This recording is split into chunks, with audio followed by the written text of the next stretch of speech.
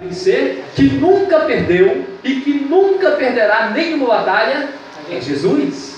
Ele é que monta o cavalo branco. E o cavalo branco é um símbolo aqui da igreja verdadeira, visível de Deus na época do tempo do fim.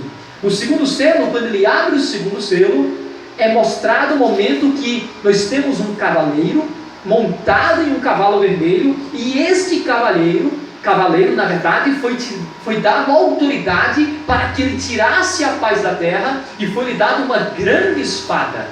E quando você vai para Mateus capítulo 10, versículo 32 e 33, lá fala que este homem que veio tirar a paz da terra foi Jesus. Ele recebeu autoridade com a grande espada para tirar a paz da terra. Qual é a grande espada de Jesus? É a espada de dois gumes. É justamente a palavra de Deus, a espada afiada de dois gumes. Por que dois gumes? Porque quando Deus ele escreve ali os seus mandamentos, ele escreve em quantas tábuas de pedra? Duas tábuas de pedra.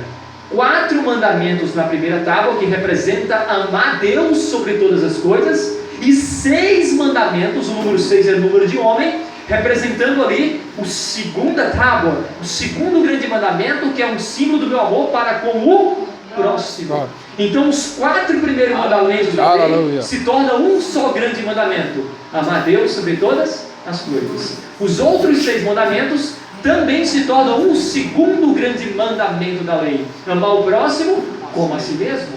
Então desses 2 mandamentos, ou destas 2 tábuas, dependem toda a lei e os profetas. Então você tem uma espada afiada de 2 gumes: a palavra de Deus, a lei e os profetas. E é com esta palavra que Jesus, quando veio à terra, ele trouxe divisão entre o pai e sua mãe, entre o filho e seu pai. Houve batalha, nação contra nação, reino contra reino. E perceba que o cavalo que ele está montado é um cavalo manchado de sangue. E nós já vimos lá em Zacarias que o cavalo vermelho, quem monta ele é o anjo do Senhor, é o Filho de Deus. No Antigo Testamento, Cristo ele é chamado de o anjo da aliança, o anjo do Senhor. Por que Jesus se apresenta como uma criatura, sendo que ele é o Criador?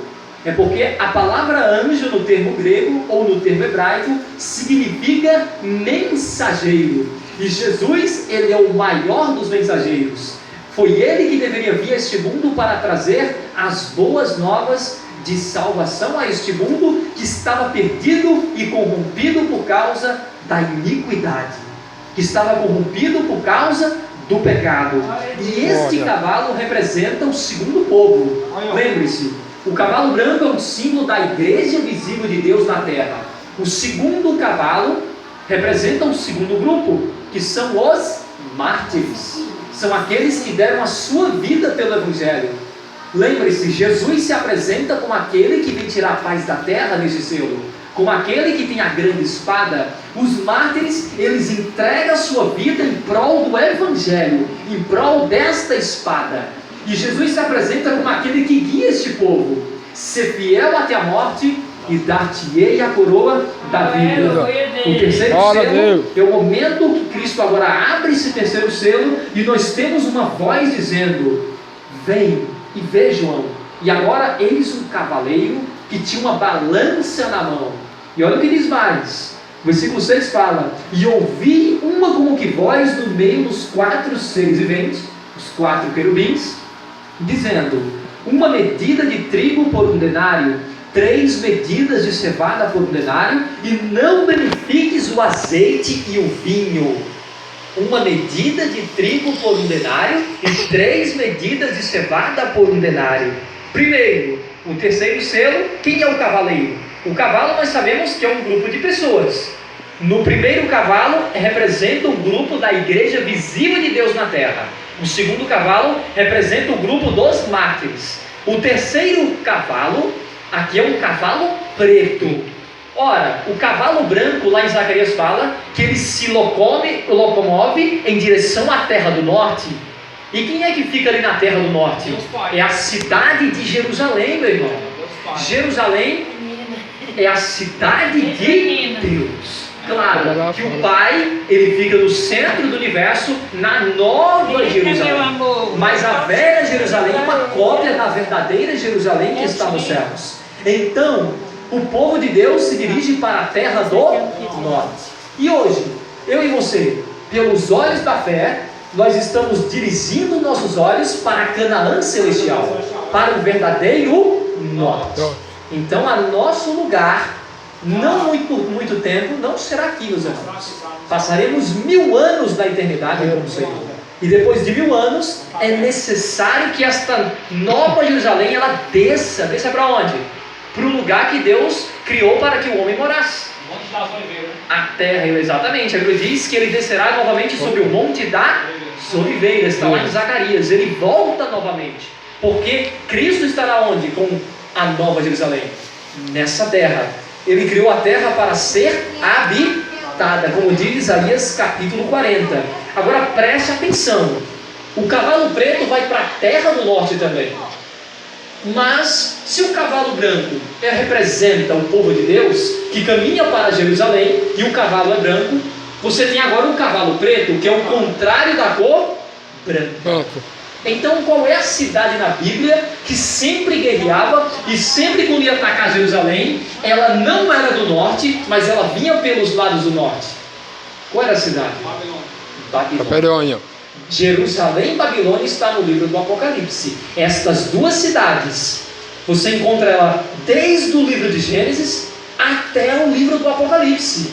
Só que no livro do Apocalipse, você tem uma Jerusalém espiritual e uma Babilônia espiritual.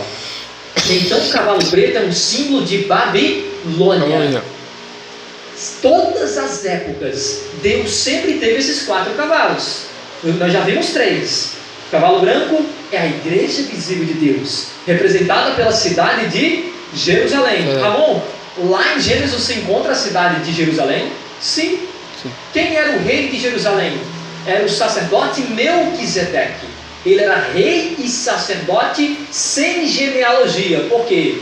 A Bíblia diz que ele não tinha pai nem mãe. Em que sentido? É porque ele não veio do sacerdócio levítico, mas ele é um homem, teve um pai e uma mãe biológico, mas em termos de sacerdócio levita, ele não veio da tribo dos levitas, porque ele era de Gênesis, muito antes mesmo, ali na época de Abraão, muito antes do nascimento de Jacó, porque Jacó é neto de Abraão.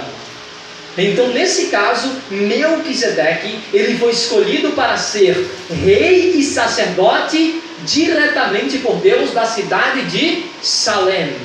Salém, meus amados, no hebraico é Jerusalém. Jerusalém, traduzindo para nós, é Jerusalém. Então, Melquisedeque, nós encontramos ali como sendo o primeiro rei de Jerusalém. E ele era rei e sacerdote. Mas não só isso, porque em Gênesis capítulo 10, você também encontra ali a cidade de Babilônia. Aonde, irmão Ramon? Gênesis capítulo 10, 8 a 10, fala do primeiro rei de Babilônia. E a palavra lá, Babilônia, ainda não era Babilônia, era Babel. O nome da cidade era Babel, que significa confusão. Então a palavra Babilônia significa confusão. E no tempo do fim, nos últimos dias, Babilônia espiritual significa uma confusão religiosa, onde você vai encontrar várias denominações, várias igrejas, todas elas dizendo que é a verdade, e você não sabe mais qual é o caminho que você deve seguir. E a pergunta que a gente faz é a seguinte: todos os caminhos levam à nossa casa? Será que todos os caminhos te levam para o céu? Mas Babilônia é uma confusão religiosa, porque ela prega. Hoje existem para mais de 40.000 religiões catalogadas, cada uma religião dizendo ter a sua própria verdade. Mas nós sabemos que a verdade de Deus é uma só. Só existem 2 caminhos, não 40.000 caminhos. Os outros 40.000 caminhos, todos eles fazem parte do caminho largo. Deus só tem um caminho e é muito estreito, que são poucos o que acerta essa porta. Pode falar, Jana. Cada abominação faz parte de Babilônia. Uma abominação que eu seguia, eu não tinha noção do que eu estava lá, era a filosofia. E